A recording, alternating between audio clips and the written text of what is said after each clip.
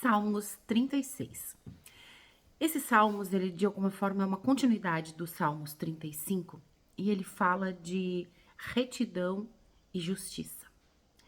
Tem uma palavra no versículo 11 que é tzedakah, que na verdade no desdobramento dessa palavra no hebraico, a gente tem tzadik, que vocês devem, quem estuda um pouco a Torá, o hebraico ou a Kabbalah, ouve muito essa expressão, que quer dizer justo, e tzedakah, que quer dizer realizar justiça. E eu, como advogada, preciso trazer aqui um olhar que eu já trouxe em outros salmos, que não necessariamente a justiça dos homens equivale à justiça de Deus, né?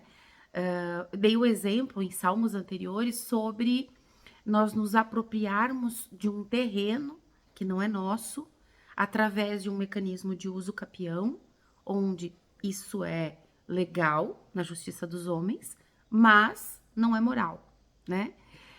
E aí eu tô falando aqui na questão do conflito entre a propriedade por uma pessoa e depois outra que acabou pagando seus impostos, né? E recebeu esse imóvel judicialmente, com outorga judicial. É legal, mas não é moral, né? Nós precisamos entender o contexto como o todo. E aqui nós temos um apelo à justiça, né? Ao entendimento daquilo que é justo.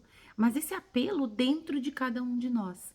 E fala da caridade, de ser para o outro. Porque ser caridoso é olhar para o próximo, é ser para o outro, é entender a misericórdia do outro, né? Porque a caridade não é aquele olhar que você dá para uma pessoa e diz assim, ah, ok, você não tem, então eu te dou. Esse olhar, muitas vezes, é um olhar de superioridade. Ele não é justo, né? Porque você pode olhar para alguém que está numa condição de rua, ou até dentro da tua família, né? Alguém para o qual você faz uma caridade. Ao mesmo tempo que você faz caridade, você repugna, você fala nas costas.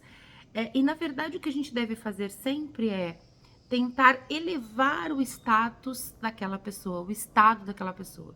Vou dar um exemplo.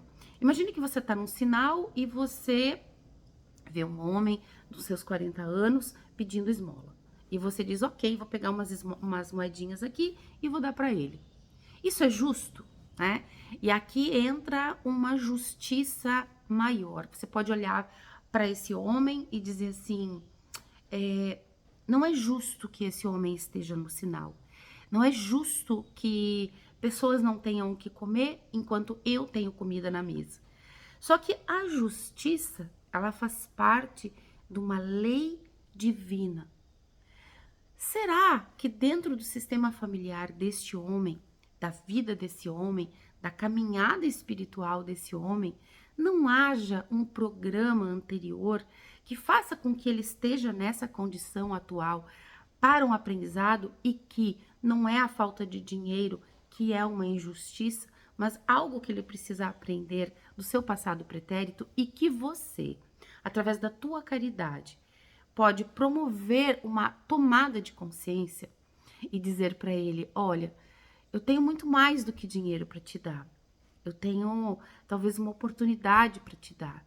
Eu tenho um tempo, eu tenho um conselho, eu tenho um trabalho, eu acredito em você. Isso é que é justiça. E dentro do processo de aprendizagem dele, ele vai se elevar, né? Se quiser, porque há um movimento de desejo interno. Essa verdade interna precisa ser rebelada. Outra situação que eu vejo sempre são mães e pais, né, que têm filhinhos com algum tipo de enfermidade, anomalia, morte precoce e muitas vezes olha para Deus e diz: "Isso não é justo", né? Isso não é justo comigo. Só que olha a vida assim, embaixo de uma tábua de madeira. Por que eu digo isso? Porque a vida é justa, né? Porque talvez essa alma tenha vindo para viver esse tempo de vida. Porque talvez esta alma esteja com um pacto com Deus para que ela tenha vindo e vivido naquele tempo, com aquela condição, porque há um programa na tua árvore genealógica, sempre há um programa na tua árvore genealógica que condiciona o comportamento dos membros do sistema.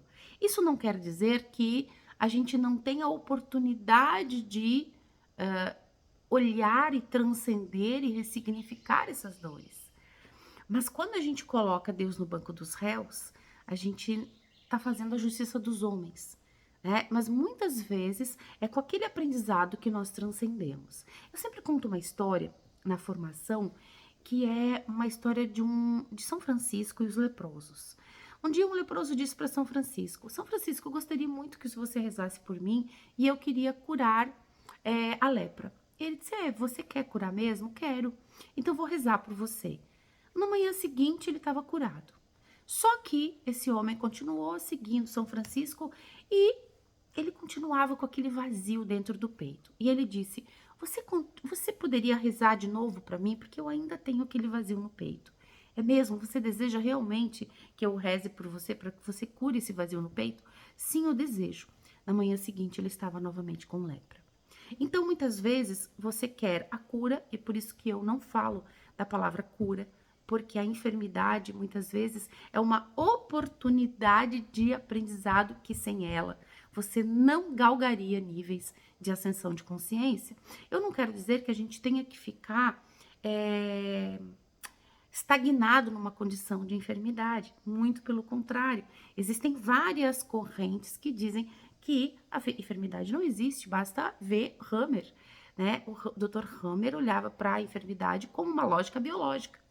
E eu faço uma analogia aqui com a questão do justo. Existe uma lógica espiritual que rege o universo. Bom, seguimos. O 36, então, é um número importante. Ele também é a guimatria da palavra Or Ein Sof, que quer dizer luz infinita, né? E há uma regra na Kabbalah que na vida, em todas as gerações, haverá pelo menos 36 pessoas justas, né?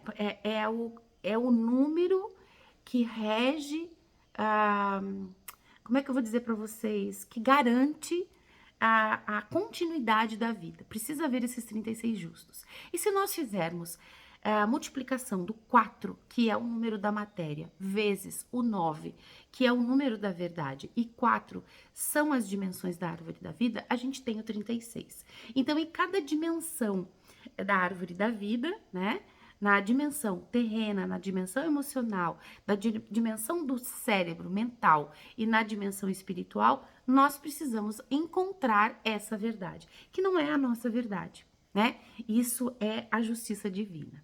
Bom, eu desejo que você realmente reflita sobre essas coisas. Eu já vi muitas pessoas que não têm um nível de entendimento para a vida julgando situações, muitas. Já vi na internet, por exemplo, pessoas julgando Bert Hellinger. E Bert Hellinger foi um homem que fez tanto para a vida, né? Porém, algumas pessoas sem ascensão de consciência julgam o outro. Por quê? Porque falta em si esse olhar do seu lugar, da sua verdade. E eu não sou consteladora, mas Bert Hellinger era um cara que tinha entendimento e conhecimento de várias leis que regem a vida. Aplicou isso, né? Então, a gente tem que admirar esses justos, não estou dizendo que são santos, mas que são pessoas que vieram e na sua vida, e a gente tem no nosso entorno muitas pessoas. Não quer dizer que sejam santos. Todos nós temos uma inclinação para o mal. Mas o justo é aquele que ajusta esta inclinação e escolhe viver essa verdade, que é uma verdade maior, que ela traz paz, que ela traz entendimento. Então, eu desejo para você que você encontre o ajuste da sua inclinação ao mal. Um grande beijo.